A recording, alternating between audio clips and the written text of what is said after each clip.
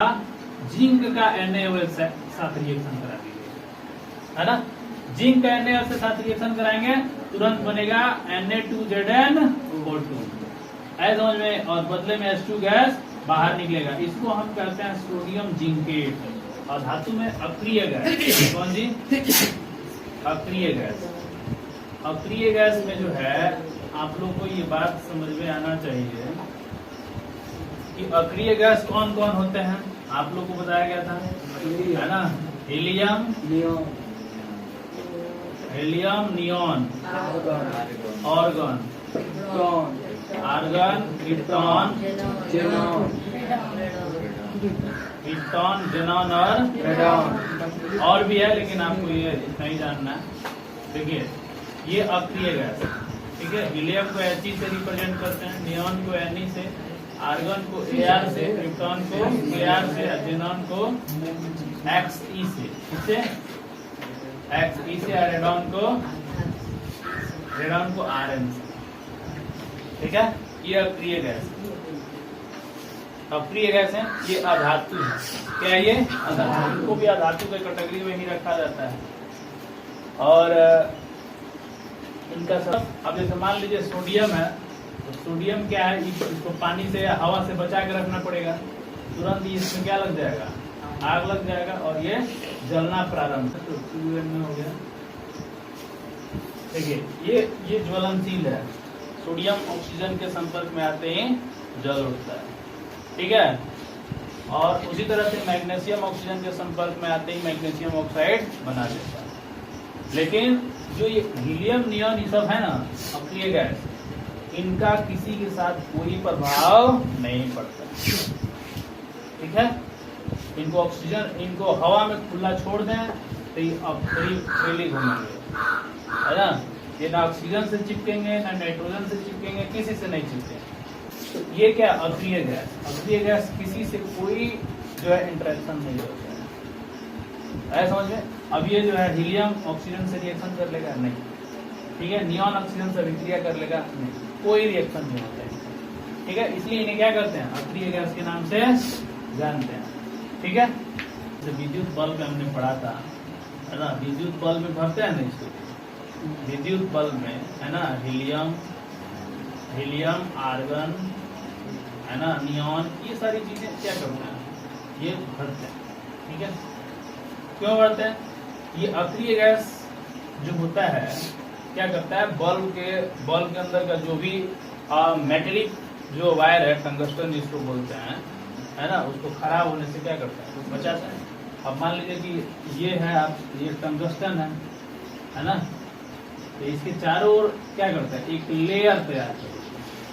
इसके अंदर ही मान लीजिए नियॉन भर दिए सब होता है, तो वो लेयर तैयार हो जाता है, ठीक है। लेयर तैयार होने का मतलब ऑक्सीजन इधर से आएगा, लेकिन अब पूरा ये क्या भरा है, यहाँ पे अक्रिय गैस भरा है ना, तो ये अक्रिय गैस इसको इसके पास जाने से क्या करेगा, रोकेगा।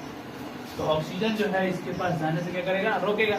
और दूसरी बात, नियोन तो इससे अभिक्रिया वैसे ही नहीं करेगा, ठीक है, क्योंकि नियोन अक्रिय गैस है, और ऑक्सीजन बस इसके चारों ओर ऐसे घूमेगा, लेकिन इसका कोई इंटरेक्शन नहीं होगा, और ये टंगस्टन के पास नहीं जाता है, यानी संपर्क क्या कर देता है, तोड़ देता है ना। इसकी वजह से बल्ब का जो फिलामेंट है वो सुरक्षित रहता है, समझ में। नियोन गैस जनरली उस बल्ब में भरा जाता है ना, जो जैसे कुहासा को जो काटने वाला बल्ब होता है, जैसे बाइक में लगा रहता है, काफी दूर पर उसका फोकस रहता है ना, उसमें जो है हम नियोन गैस भरते हैं। जब बाइक वाला जो बल्ब होता है ना, ठीक है, उसमें ही भरा जाता है। रासायनिक गुण पढ़ रहे हैं किसका, धातु और अधातु। जरा देखिएगा आप लोग, समझिए जरा, धातु और अधातु। देखिए जो धातु होते हैं ना, धातु, इसको मान लीजिए कि हम कहते हैं मेटल, क्या बोलते हैं जी, है ना। धातु की खासियत ये होती है ना कि जो धातु का जो बाह्यतम कक्ष होता है, क्या बाह्यतम कक्ष में जो इलेक्ट्रॉन होते हैं, क्या इलेक्ट्रॉन होते हैं, ये 1 2 और 3, इससे ज्यादा नहीं हो सकते हैं। बाह्यतम कक्ष में इलेक्ट्रॉन कितने हो सकते हैं? 1 2 और 3। जैसा कि मैंने आप लोग को याद होगा, सोडियम का स्ट्रक्चर यदि हम खींचें, एटॉमिक स्ट्रक्चर है ना, तो सोडियम के बीच में नाभिक रहता है और इलेक्ट्रॉन इसके चारों ओर चक्कर लगाते हैं। यदि इलेक्ट्रॉन डिस्ट्रीब्यूशन कर रहा है तो सोडियम का परमाणु संख्या बताइए 11 होता है ना। सोडियम का परमाणु संख्या 11 होता है। सोडियम का परमाणु संख्या 11, तो आपको पता है कि सबसे पहले वाले कक्षक को कितने इलेक्ट्रॉन देते हैं? 2। फिर उसके बाद वाले को 1, बाकी जो बचा वो अगले में चला जाए। तो देखिए किस तरह से इलेक्ट्रॉन डिस्ट्रीब्यूशन कर रहा है। तो बाह्यतम कक्ष कौन बना? ये वाला ना, ये वाला बाह्यतम कक्ष बना। और बाह्यतम कक्ष में इलेक्ट्रॉनों की संख्या जितनी होगी वही जो है उस तत्व का संयोजी इलेक्ट्रॉन कहलाएगा। ये ना कहलाएगा, यानी संयोजी इलेक्ट्रॉन जो होता है ना धातुओं के 1 2 और 3, इससे ज्यादा नहीं हो सकता। ठीक है, तो बाह्यतम कक्ष में भी देखें कौन सा कक्ष है, ये K है, L है और ये M है। तो M बाह्यतम कक्ष में इलेक्ट्रॉनों की संख्या कितना है? 1 है। तो इलेक्ट्रॉन की संख्या 1 है तो हम समझ जाएंगे कि कौन सी है? यदि 2 आ रहा है तो हम समझ जाएंगे तब भी क्या है? धातु। 3 आ रहा है बाह्यतम कक्ष में इलेक्ट्रॉन की संख्या, तब भी क्या है? वो धातु। ठीक है, वैसे ही यदि मान लीजिए मैग्नीशियम है, मैग्नीशियम का जो है आप यदि आप एटॉमिक स्ट्रक्चर खींच रहे हैं तो 2 इलेक्ट्रॉन इसके पास, 2 इलेक्ट्रॉन 8 इलेक्ट्रॉन है, बाकी बाहर वाले कितना मिल जाएगा? 2। तो इससे क्लियर हो जाएगा क्या बाह्यतम कक्ष में कितने इलेक्ट्रॉन है? 2। तो फिर ये क्या हो गया? धातु। तो ये बात आपको समझना है, कोई भी धातु है ना, धातु तत्व है, ठीक है, तो उसके बाह्यतम कक्ष में अधिकतम 1 2 या 3 इलेक्ट्रॉन ही रहते। ऐसा समझ में 1 या 2 1 2 3 इलेक्ट्रॉन रहते। समझ जाएगा। तो सबसे बड़ा इसका गुण क्या है? पहला गुण कि धातु के बाह्यतम कक्ष में अधिकतम 1 2 या 3 इलेक्ट्रॉन हो सकते हैं। ठीक है, धातु के बाह्यतम कक्ष में कितने इलेक्ट्रॉन हो सकते हैं? 1 2 या 3। समझ में आ रहा है? 1 2 या 3 इलेक्ट्रॉन। अब देखिए, अब क्या होता है कि जब धातु रासायनिक अभिक्रिया में पार्टिसिपेट करते हैं, ठीक है, धातु रासायनिक अभिक्रिया में पार्टिसिपेट करते हैं, जैसे मान लीजिए कि ये मेटल है, M धातु है, ठीक है। अब ये जैसे रासायनिक अभिक्रिया में पार्टिसिपेट करेगा, ये अपना 1 इलेक्ट्रॉन क्या करेगा? लॉस कर देगा। अपना 1 इलेक्ट्रॉन लॉस कर देगा। लॉस कर देगा तो ये कौन सा क्या बना लेगा? एक चार्ज बना लेगा। ऐसा समझे, है ना। यदि इसके पास 1 इलेक्ट्रॉन है तो 1 ही इलेक्ट्रॉन लॉस करेगा। यदि मान लीजिए दूसरा इलेक्ट्रॉन भी यदि लॉस कर रहा है तो कितना चार्ज बनाएगा? 2+। है समझ में? 2+ बनाएगा। यदि मान लीजिए कि यदि 3 इलेक्ट्रॉन लॉस कर दे रहा है तो क्या बनाएगा? बोलो, 3+। ठीक है, इसको मान लिया जाए M1, इसको मान लीजिए M1, इसको M2 और इसको M2, इसको M3 और इसको M3। तो ये बताइए किस कैटेगरी में आएगा? एग्जाम्पल इसका सोडियम होगा, इसका एग्जाम्पल मैग्नीशियम और इसका एग्जाम्पल एल्यूमिनियम। देख रहे हो ना? यानी इसका मतलब क्या हुआ? जितना बाह्यतम कक्षा में इलेक्ट्रॉन होता है वही इलेक्ट्रॉन जब रासायनिक अभिक्रिया में भाग लेता है तो अपना इलेक्ट्रॉन क्या करता है? खोता है। समझ में? और खो करके क्या बनाता है? धनायन बनाता है। क्या करता है ये? धनायन। है समझ में? क्या बनाता है? धनायन बनाता है। देखिए, सोडियम अपना इलेक्ट्रॉन खो दिया, एग्जाम्पल के तौर पर सोडियम लिया है ना, तो सोडियम अपना जब इलेक्ट्रॉन खो देगा तो कितना चार्ज बनाएगा? Plus charge. मैग्नीशियम अपना 2 इलेक्ट्रॉन खो देगा तो क्या बनाएगा? Plus charge. कितना प्लस? 2+। वैसे ही आप एल्युमिनियम है, यदि 3 इलेक्ट्रॉन खो दिया तो कितना चार्ज बनाएगा? 3+। यानी इससे क्लियर हो गया ना कि धातु अपने बाह्यतम कक्षा के इलेक्ट्रॉन खो करके और धनायन बनाते हैं। क्या बनाते हैं? धनायन बनाते हैं, प्लस चार्ज बनाते हैं अपने बाह्यतम कक्षा के इलेक्ट्रॉन खो करके, है ना। इनकी सबसे बड़ी खासियत ये होती है कि अपने बाह्यतम कक्षा के इलेक्ट्रॉन को आसानी से खो सकते हैं। है समझ में? और आपको बताया गया होगा कि इन्हीं इलेक्ट्रॉनों को, है ना, खोने के बाद क्या करते हैं? खोने के बाद इनका अष्टक कंप्लीट हो जाता है। क्या? अष्टक। और मान लीजिए कि ये सोडियम का 1 इलेक्ट्रॉन निकल गया तो यहाँ पर कितना इलेक्ट्रॉन बचा? 10। मैग्नीशियम में 2 इलेक्ट्रॉन निकल गया, कितना बचा 10। एल्युमिनियम में 2 इलेक्ट्रॉन निकल गया, कितना बचा 10। 10 कहने का मतलब क्या हुआ ये बताओ। 10 कहने का मतलब क्या हुआ कि इसके बाह्यतम कक्षा में कितना इलेक्ट्रॉन बना 8। कितना बना 8। जैसे मान लीजिए सोडियम है, सोडियम Na+ है, तो Na+ कहने का मतलब 2 8 एक इलेक्ट्रॉन तो खो गया ना इसका। मैग्नीशियम 2+ कहने का मतलब 2 8 इसका भी एक इलेक्ट्रॉन खो गया। एल्युमिनियम कहने का मतलब एल्युमिनियम 3+ कहने का मतलब इसमें भी कितना 2 और 8। तो देखिए बाह्यतम कक्षा में कितने इलेक्ट्रॉन बन रहा है 8। अब बाह्यतम कक्षा में 8 इलेक्ट्रॉन बन जाने के कारण अब ये जितने धनायन बनते हैं सब के सब अक्रिय गैस का रूप ले लेते हैं। कौन से गैस का अक्रिय गैस। अब देखिए सबका इलेक्ट्रॉन संख्या कितना हो गया 10 और 10 बनेगा तो कौन सा अक्रिय गैस बनेगा नियॉन बनेगा। कौन सा बनेगा नियॉन बनेगा। समझ में आया है नियॉन बनेगा। तो धातु की खासियत क्या है ना। धातु की खासियत यह है कि धातु के बाह्यतम कक्षा में जो इलेक्ट्रॉन होते हैं वो इलेक्ट्रॉन खो करके उतना धनायन बनाते हैं, उतना धनायन बनाते हैं। और धनायन बनाने का मतलब ये हुआ कि जैसे धनायन बनाएंगे उनके अंदर इलेक्ट्रॉन की संख्या तो पहले कम हो जाएगी, और कम होने का मतलब वो एक अप्रिय गैस के रूप में उभरे, है ना, यानी वो अप्रिय गैस का रूप ले लेगा। तो धातु अपने बाह्यतम कक्षा के इलेक्ट्रॉन खो करके धनायन बनाते हैं और अक्रिय गैस का रूप ले लेते हैं। तो दूसरी पॉइंट हम लोग समझ लीजिए, है ना। दूसरा पॉइंट हम समझ लिए। इसलिए धातु की संयोजकता कितनी हो सकती है 1 2 और 3। इसको हम संयोजकता कहेंगे। संयोजकता के बारे में आपको पढ़ाया गया होगा कि धातु और अधातु, है ना। संयोजकता कहने का मतलब इलेक्ट्रॉन ग्रहण कर अच्छा इलेक्ट्रॉन खोकर धन आयन और ऋण आयन बनाने की जो प्रक्रिया है ना, ऋण आयन बनाने की प्रक्रिया है। लेकिन इसके साथ साथ बाह्यतम कक्ष में अष्टक क्या अष्टक बनाने की प्रक्रिया ही क्या कहलाता है यानी इलेक्ट्रॉन खोना और ग्रहण कर। जितना खो करके अष्टक बना ले और जितना ले करके अष्टक बना ले, यही क्या कहलाएगा कहलाएगा। तो ये बात हम क्लियर रूप से समझ पा रहे हैं कि धातु अपने इलेक्ट्रॉन खो देते हैं। क्या खो देते हैं, क्या करते हैं जी, ये लेते नहीं है, क्या करते हैं खो देते हैं। धातु अपने इलेक्ट्रॉन खो करके धनायन बनाते हैं। तो ये बात आपका क्लियर हो गया। धातु इलेक्ट्रॉन खो कर धन आयन क्या बनाते हैं धन आयन बनाते हैं। कि जो धातु होते हैं ना, धातु होते हैं ये ऑक्सीजन से अभिक्रिया करते हैं। किससे जी ऑक्सीजन से अभिक्रिया करके धातु ऑक्साइड बनाते हैं। क्या बनाते हैं धातु ऑक्साइड बनाते हैं। ठीक है, किससे अभिक्रिया करते हैं ऑक्सीजन से अभिक्रिया करके धातु ऑक्साइड बना लेते हैं। क्या बनाते हैं धातु ऑक्साइड, है ना। धातु ऑक्सीजन से अभिक्रिया करके धातु ऑक्साइड बनाता है।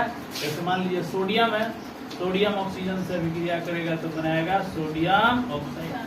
मैग्नीशियम ऑक्सीजन से अभिक्रिया करेगा तो बनाएगा मैग्नीशियम ऑक्साइड। इसको बैलेंस कर दो, इसको बैलेंस करोगे तो ये 4 हो जाएगा और ये 2 से मल्टीप्लाई कर दो। इसको भी बैलेंस कर दो, ये 2 से तो ये 2 से। ठीक है, चलिए उसके बाद एल्युमिनियम है, ऑक्सीजन से अभिक्रिया करेगा तो बनाएगा Al2O3। 3 दूना 6, इसको 2 से मल्टीप्लाई कर तो 6 भी हो गया, 2 दूना है समझ में। उस तरह कैल्शियम ऑक्सीजन से अभिक्रिया करके क्या बनाता है कैल्शियम ऑक्साइड बनाता है समझ में। देखिए किस तरह से ऑक्सीजन से अभिक्रिया करके धातु ऑक्साइड बना रहा है। उसी तरह जिंक है, जिंक ऑक्सीजन से अभिक्रिया करके क्या बनाता है जिंक ऑक्साइड बनाता है। ठीक है, जिंक ऑक्साइड बनाता है, देख सकते हो। पीबी है, PbO2 से अभिक्रिया करके PbO बनाता है समझ में। क्या बनाता है PbO। Pb कहने का मतलब लेड, Pb कहने का मतलब लेड। तब क्या देख रहे हैं सोडियम ऑक्सीजन से अभिक्रिया करके सोडियम ऑक्साइड, मैग्नीशियम ऑक्सीजन से अभिक्रिया करके मैग्नीशियम ऑक्साइड, एल्युमिनियम अभिक्रिया करके एल्युमिनियम ऑक्साइड, कैल्शियम ऑक्सीजन से अभिक्रिया करके कैल्शियम ऑक्साइड, जिंक ऑक्सीजन से अभिक्रिया करके जिंक ऑक्साइड और लीड ऑक्सीजन से अभिक्रिया करके लीड ऑक्साइड बनाता है। समझ में? यानी इसका मतलब धातु ऑक्सीजन से अभिक्रिया कर सकते हैं और अभिक्रिया करके क्या बनाते हैं? ऑक्साइड। सबसे बड़ी तो बात यह है कि आयरन ऑक्सीजन से अभिक्रिया करके आयरन ऑक्साइड बनाता है Fe2O3। लेकिन यही अभिक्रिया यदि वाटर के प्रेजेंस में हो तो यही वाटर के प्रेजेंस में हो तो इसी क्रम में क्या होगा? आयरन रस्ट कर जाएगा। क्या रस्ट कर जाएगा? तो आपको ये बात पढ़ाया गया कि धातुओं का ऑक्सीकृत होना, धातुओं का ऑक्सीकृत होना क्या कहलाता है? याद कीजिए, धातुओं का ऑक्सीकृत होना कौन सी प्रॉपर्टी है? संसारण है। क्या ये? संसारण, कोरोजन है ना? क्या ये? कोरोजन। ठीक है, आपको ये बात पढ़ाया गया है कि कॉपर जो है ऑक्सीजन से अभिक्रिया करके ये भी तो कॉपर ऑक्साइड बनाता है। बोलो, बनाता है कि नहीं बनाता है? तो कॉपर ऑक्साइड बनाता है, Hg है, मरकरी है, ये भी क्या होगा? ऑक्सीजन से अभिक्रिया करके HgO बनाता है। देखिए, है ना? ठीक है, कॉपर जब क्या होता है? संसारित होता है तो उसके ऊपर एक परत सी जम जाती है ना, जो हरा कलर का होता है। किस कलर का होता है? हरा। कॉपर के ऊपर जो है हरे रंग की परत, हरा रंग की परत चढ़ जाती है। ऐसा समझ में? हरा रंग। लेकिन वही जो चांदी होता है उसके ऊपर ब्लैक, चांदी कहने का मतलब Ag ना, तो Ag के ऊपर क्या बन जाता है? ब्लैक धब्बा। ये स्वतंत्र अवस्था में पाया जाता है। ये Ag जो है ना, ये स्वतंत्र अवस्था में पाया जाता है। चांदी स्वतंत्र अवस्था में पाया जाता है, बस इन पर एक काला धब्बा पड़ जाता है और इनका परत क्या होता है? हरा हो जाता है। ऐसा समझ में? वैसे ही कम अभिक्रियाशील होते हैं। इनको हम जो है साफ कर सकते हैं और इसको चमक भी दे सकते हैं साफ करके। समझ में आ रहा है? ये जो होता है जैसे कॉपर हो गया, Ag हो गया, Au हो गया, प्लेटिनम हो गया, ऐसा समझ में? कॉपर, Ag, Au और प्लेटिनम ये क्या होते हैं? बहुत ही कम अभिक्रियाशील होते हैं। कम अभिक्रियाशील होने की वजह से ये स्वतंत्र अवस्था में पाए जाते हैं। स्वतंत्र अवस्था में पाया जाता है। समझ में? इसलिए स्वतंत्र अवस्था में पाए जाने की वजह से ही इनका प्रयोग हम गहना बनाने में कर लेते हैं। अक्सर एग्जाम में क्वेश्चन पूछता है कि बताइए कि जो टैंक होते हैं, जो पानी गर्म करने वाला टैंक होता है, चल रहा है, पानी गर्म करने वाला जो टैंक होता है वो क्या होता है? बताइए। वो लोहे का नहीं बनता है, वो तांबे का बनाना पड़ता है। क्यों? क्योंकि तांबा जो है तांबे में जंग नहीं लगता है, तांबा रस्ट नहीं करता है, तांबे की परत कभी खराब नहीं होती। यदि लोहा का यदि हम बॉयलर बना दें, पानी रखने वाला बना दें, टैंक बना दें, तो वो क्या हो जाएगा? रस्ट कर जाएगा। ठीक है, तो जल्दी से रस्ट कर जाएगा। लेकिन ये कॉपर, ये Ag, Au, प्लेटिनम ये स्वतंत्र अवस्था में पाए जाते हैं। ये जल्दी हमें क्वेश्चन पूछता है कि पानी का टैंक कॉपर से यानी तांबे के धातु से क्यों बनाया जाता है, लोहे के धातु से क्यों नहीं बनाया जाता है? क्योंकि लोहा का धातु जल से अभिक्रिया करके संसारित हो सकता है और रस्ट कर सकता है, लेकिन ऐसा कॉपर के साथ नहीं होता है। कॉपर जैसे कॉपर जो है ना, ये गर्म जल के साथ भी अभिक्रिया नहीं करता। अभी हम आगे पढ़ाएंगे इस चीज को। गर्म जल के साथ भी अभिक्रिया नहीं करता है ना। लेकिन आयरन जो है ठंडा या गर्म, वो किसी भी जल के साथ अभिक्रिया कर सकता है ना। इसलिए इन सबको कहते हैं कि स्वतंत्र अवस्था में पाया जाता है। इनका किसी से कोई ज्यादा रिएक्शन नहीं होता है। लेकिन बाकी जो आप देख रहे हैं सोडियम, मैग्नीशियम, एल्युमिनियम, कैल्शियम, है समझ में? तो हम यहाँ पे देख रहे हैं क्या? धातु ऑक्सीजन से अभिक्रिया करके धातु ऑक्साइड बनाते हैं। ठीक है, ये बात आपका क्लियर हो गया? तो धातु ऑक्सीजन से अभिक्रिया करके धातु ऑक्साइड बनाता है। और सबसे बड़ी बात ये है यहाँ पर कि जो धातु के ऑक्साइड होते हैं ना, धातु के ऑक्साइड, ये ऑक्साइड जो होते हैं धातु के, ये कहा जाता है कि साधारणतः क्षारीय प्रकृति के होते हैं। किस प्रकृति के होते हैं? क्षारीय प्रकृति के होते हैं। समझ में? क्षारीय प्रकृति के होते हैं। यदि सोडियम ऑक्साइड का यदि हम विलयन ले लें, ठीक है, और उसमें पीएच पेपर डालें, पीएच पेपर है ना, पीएच पेपर डालें तो पीएच का मान कितना आना चाहिए? 7 से कम कि 7 से ज्यादा? 7 से ज्यादा आना चाहिए। तो धातु के ऑक्साइड क्षारीय प्रकृति के होते हैं। लेकिन इसमें एक और बात ये आता है कि सब जो है क्षारीय प्रकृति के होते हैं, ये कॉमन चीज है। लेकिन कुछ कुछ ऐसे होते हैं ना जो अम्लीय प्रकृति के भी होते हैं, जैसे जिंक ऑक्साइड हो गया, ये आप देखिए ध्यान से, है ना, जिंक ऑक्साइड।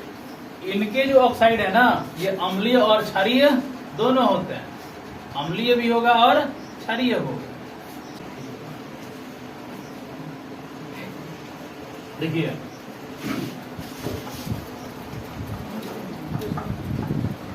उभयधर्मी हम किसको किसको कहेंगे? उभयधर्मी में एग्जाम्पल हम लेते हैं कि जिंक ले लिए और एल्युमिनियम, एल्युमिनियम भी आता है, ठीक है। तो जिंक ऑक्सीजन से अभिक्रिया करके क्या बनाएगा? Zinc oxide. और एल्युमिनियम ऑक्सीजन से अभिक्रिया करके क्या बनाएगा? Al2O। देखो तो इसको बैलेंस यदि किया जाए तो ये कितना बनेगा? ये हो गया ऑक्सीजन 2, तो ये भी कितना हो गया? 2। और ये Al2O3, तो इसको 3 कर दो, इसको 2 कर दो और इसको 4 कर दो। देखो उभयधर्मी में जिंक ऑक्सीजन से अभिक्रिया करके जिंक ऑक्साइड और एल्युमिनियम ऑक्सीजन से अभिक्रिया करके एल्युमिनियम, ठीक है, एल्युमिनियम ऑक्साइड बना रहा है। तो एल्युमिनियम ऑक्साइड बना रहा है तो ये उभयधर्मी का गुण रखेगा और ये भी उभयधर्मी का गुण रखेगा। उभयधर्मी का गुण रखने का मतलब क्या है? ये अम्ल भी है और क्षार भी है, यानी ये दोनों गुण रखता है, अम्लीय भी और क्षारीय भी, अम्लीय और क्षारीय, ठीक है। तो अम्लीय और क्षारीय कहने का मतलब ये है कि जिंक ऑक्साइड है, यदि यह चाहे, यदि यह क्षार है तो अम्ल से अभिक्रिया कर सकता है, और यदि यह अम्ल है तो क्षार से अभिक्रिया। यदि इसको हम क्या मानेंगे? क्षार मानेंगे तो अम्ल से अभिक्रिया करेंगे, और यदि इसको क्षार मानेंगे तो, यदि इसको अम्ल मानेंगे तो ये क्षार से अभिक्रिया कर सकता है। तो ये क्या बनाएगा? ZnCl बना लेगा, और ये क्या बना लेगा? ये बना लेगा Na2 और ZnO2 बना लेगा, सोडियम जिंकेट। देखो दोनों बना लिया, और बदले में जो है इसमें से क्या निकलेगा? H2O, यानी जल निकलेगा। क्या? H2O निकलेगा, यहाँ ZnCl2। देखिए ध्यान से, ZnO अम्लीय भी है और क्षारीय भी है। यदि अम्ल है, यदि अम्ल है तो क्षार से अभिक्रिया कर लेगा, और यदि क्षार है तो अम्ल से अभिक्रिया कर लेगा। अभी ना दोनों के केस में देखो, इसमें जो है सोडियम जिंकेट बना रहा है और इसमें जो है जिंक क्लोराइड बना रहा है, समझ में? तो ये दोनों से अभिक्रिया कर लेगा। जिंक ऑक्साइड अम्ल से अभिक्रिया कर लेगा और क्षार से भी अभिक्रिया कर लेगा।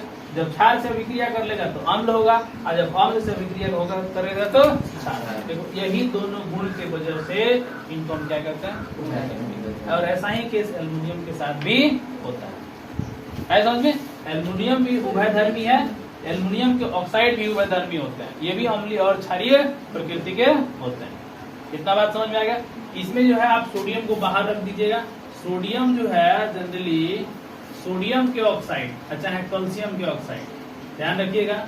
इनके अलावा यदि और भी जो ऑक्साइड है, सोडियम ऑक्साइड हो गया, है ना, चाहे कैल्शियम ऑक्साइड हो गया, चाहे मैग्नीशियम ऑक्साइड हो गया, ये पता है ये जल से अभिक्रिया करेंगे ना, ये पता है क्या बनाएंगे? क्षार बना देंगे। क्या बना देंगे? ये क्षार बना देंगे। क्यों? क्योंकि ये क्षारीय प्रकृति के होते ही, ऐसा समझ में? केवल क्षारीय प्रकृति के, इनके अलावा जितने होंगे सब सिर्फ क्षारीय गुण रखेंगे, लेकिन यही दोनों सिर्फ क्या रखेंगे? अम्लीय और क्षारीय गुण दोनों रखेंगे। समझ में आ गया? तो तीसरा पॉइंट हमने क्या देखा कि धातु के ऑक्साइड अम्लीय गुण, धातु के ऑक्साइड क्षारीय गुण रखते हैं, लेकिन कुछ ऐसे धातु के ऑक्साइड होते हैं जो अम्लीय और क्षारीय दोनों गुण रखते हैं, इसलिए इन्हें क्या कहते हैं? उभयधर्मी कहते हैं, उभयधर्मी कहा जाता है। तो ये तीसरा पॉइंट खत्म हो गया। चौथा पॉइंट आता है, तो अब जल से अभिक्रिया करेंगे तो क्या होगा? धातु जल से अभिक्रिया करती है, इससे जल से अभिक्रिया करके क्या बनाते हैं, ये चीज देखना है, ठीक है। तो देखो सबसे पहला बात कि जो धातु होते हैं ना वो 3 तरह के होते हैं। आपको मैंने बताया होगा पिछले क्लास में कि धातु जो है 3 तरह के होते हैं। एक कम अभिक्रियाशील होते हैं, और एक अधिक अभिक्रियाशील होते हैं, और एक मध्यम अभिक्रियाशील होते हैं। 3 तरह के धातु होते हैं। सबसे ज्यादा अभिक्रियाशील कौन होता है, बोलो? पोटेशियम को, पोटेशियम, और उसके नीचे सोडियम। ठीक है, पोटेशियम और सोडियम ये ज्यादा अभिक्रियाशील तत्व होते हैं। ठीक है, अभी कल ही हमने बताया था कि ये ऑक्सीजन से अभिक्रिया करते ही जल उठते हैं, तो ये ज्यादा अभिक्रियाशील तत्व होते हैं। अभी हम बताएं कि कॉपर, सोना, चांदी ये कम अभिक्रियाशील होते हैं। है समझ में? ये कम अभिक्रियाशील होते हैं, ये स्वतंत्र अवस्था में पाया जाता है। तो ये पोटेशियम हो गया और ये सोडियम हो गया। यदि ये जल से अभिक्रिया करते हैं, ये जल से अभिक्रिया करते हैं तो ये क्या बनाएंगे? ठीक है, ये जल से अभिक्रिया करेगा तो ये बनाएगा पोटेशियम हाइड्रोक्साइड, और ये बनाएगा सोडियम हाइड्रोक्साइड। देखो ध्यान, बदले में इसमें मिलेगा H2 गैस। क्या मिलेगा? H2 gas. इसमें H2 गैस रिलीज होगा। देखो ध्यान, तो ये ज्यादा अभिक्रियाशील तत्व है सोडियम और पोटेशियम। किताब पढ़ के तुम लोग नहीं आते हो, और उसके बाद से क्लास में जो है पूछते हैं तो बकलो जैसा ही कि पहले ही पढ़ा दिए। पिछले ही कक्षा में सक्रियता श्रेणी पढ़ाया गया था जी, है? सक्रियता श्रेणी का टेबल बना था, जो कम अभिक्रियाशील तत्व है, मध्यम अभिक्रियाशील तत्व है, इसका श्रेणी बना था ना, उसी क्लास में पढ़ा दिया गया था। पोटेशियम जल से अभिक्रिया करके पोटेशियम हाइड्रोक्साइड, और सोडियम जल से अभिक्रिया करके सोडियम हाइड्रोक्साइड ये बनाते हैं। और पता है यह अभिक्रिया बहुत तेजी से होती है। ऐसा समझ में? कैसे होती है? बहुत तेजी से। और ये कौन जल के साथ कर रहे हैं? ठंडा जल के साथ। किसके साथ? ठंडा जल। ये ठंडा जल के साथ ये जो है ये काम कर सकते हैं। लेकिन ठंडा जल हो चाहे गर्म जल हो, ये सबके साथ रिएक्शन कर सकते हैं। क्यों? क्योंकि ये ज्यादा अभिक्रियाशील है। तो ये क्या बना रहा है? हाइड्रोक्साइड, पोटेशियम हाइड्रोक्साइड और सोडियम हाइड्रोक्साइड, है ना? तो ज्यादा अभिक्रियाशील तत्व होगा तो जल से अभिक्रिया करके पोटेशियम हाइड्रोक्साइड, सोडियम हाइड्रोक्साइड, और बदले में क्या निकलेगा? गैस। कौन सा गैस? अब बताइए हाइड्रोजन गैस की जांच कैसे करते हैं? बोलो, हाइड्रोजन गैस की जांच कैसे किया जाता है? फटफट की आवाज करेगा। यदि आपको हाइड्रोजन गैस की जांच करना हो, ठीक है, आप मोमबत्ती जलाइए और हाइड्रोजन गैस के पास ले जाइए तो फटफट की आवाज आती है, और इससे हमको पता चल जाएगा कि हाइड्रोजन गैस है।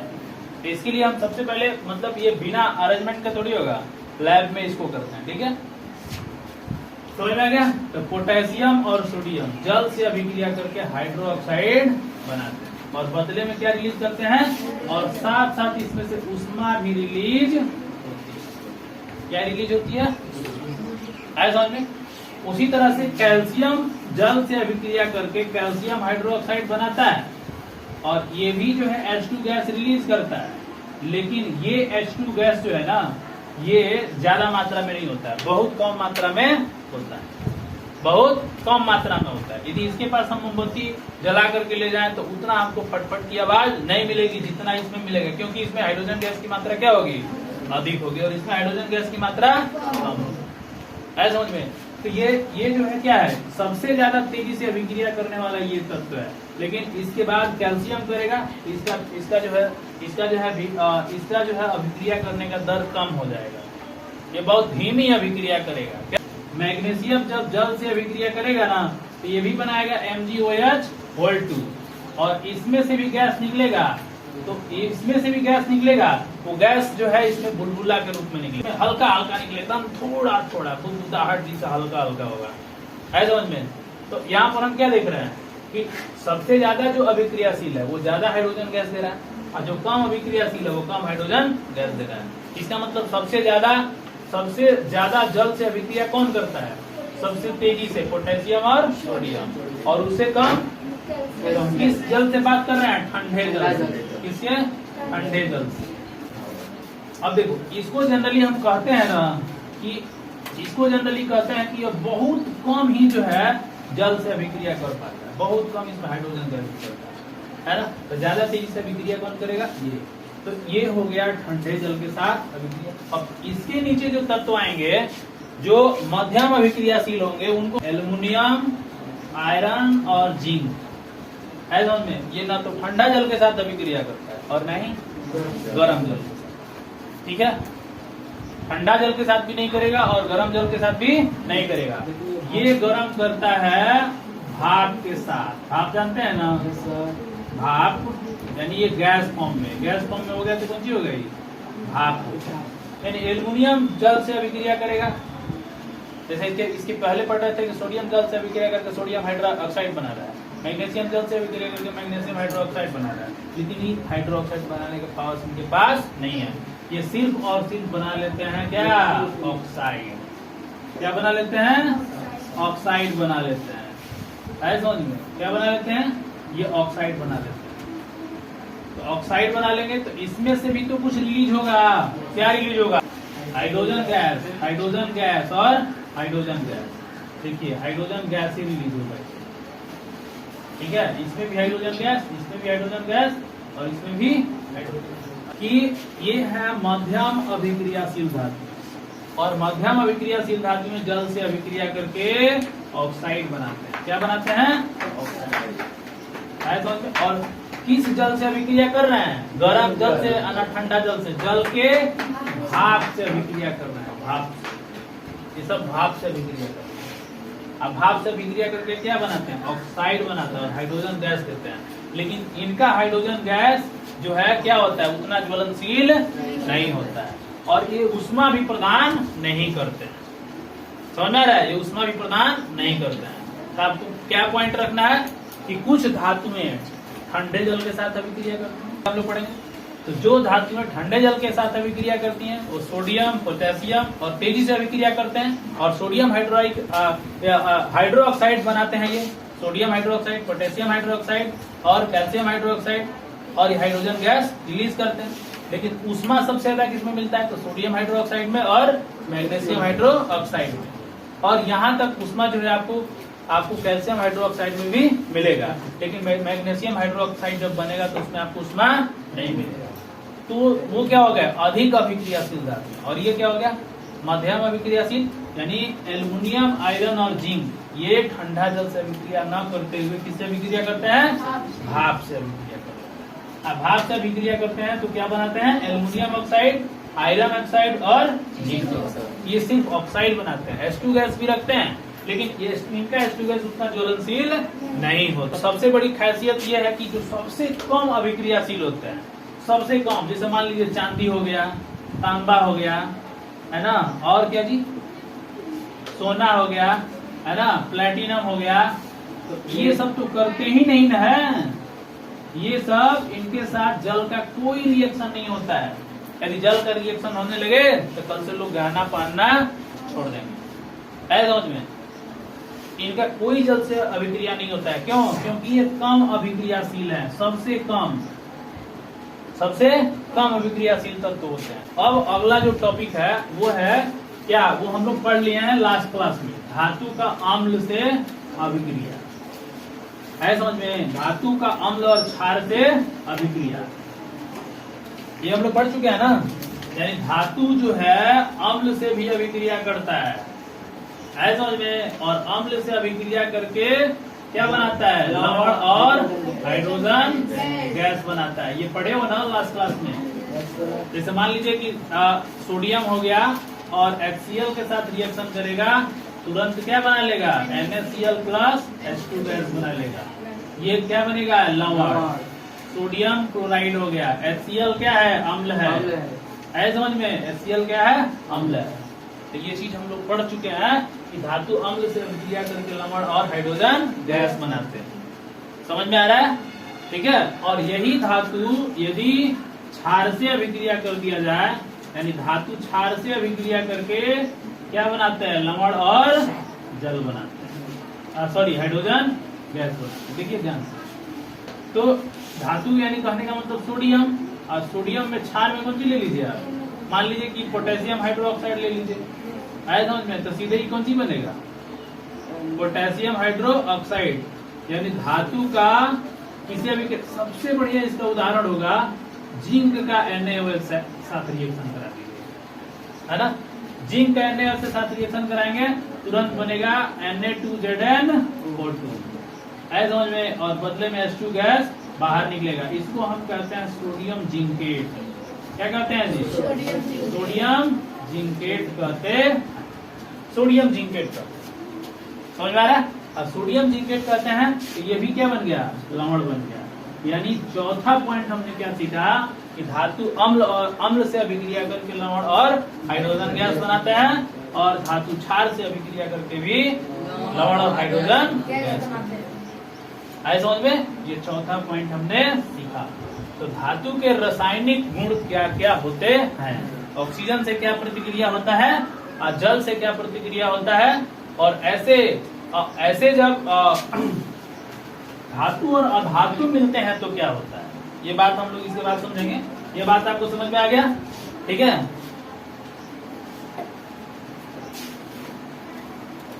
अब देखिए, अब क्या होता है कि धातु जो है यदि अधातु से रिएक्शन करें, है ना, तो आपको ये बात पता होना चाहिए कि धातु और अधातु, धातु और अधातु एक तरीके से दोनों मिलेंगे ना तो आयनिक कंपाउंड बनाएंगे। क्या बनाएंगे जी? आयनिक यौगिक बनाएंगे। जरा गौर से देखिएगा, जैसे मान लीजिए सोडियम है और ये क्लोरीन है, दोनों आपस में रिएक्शन करेंगे तो NaCl बनेगा ना जी। क्या बनेगा? NaCl बनेगा। NaCl बना, तो ये सोडियम है और एक क्लोरीन है, क्या बन गया? Sodium chloride. अभी कैसे बना, तो ये चीज आपको क्लास में पढ़ाया गया है कि सोडियम और क्लोरीन, है ना, एक इसके पास यदि देखें तो बाह्यतम कक्ष में कितना इलेक्ट्रॉन है? 7, और इसके पास कितना इलेक्ट्रॉन है? 1। तो एक इलेक्ट्रॉन ये अपना क्या करेगा? लॉस कर देगा। लॉस कर देगा तो सोडियम पर प्लस चार्ज हो जाएगा, और क्लोरीन धातु है तो इस पर माइनस चार्ज हो जाएगा, और दोनों मिलकर क्या बना लेंगे? NaCl बना लेंगे। समझ में? इसका मतलब धातु और धातु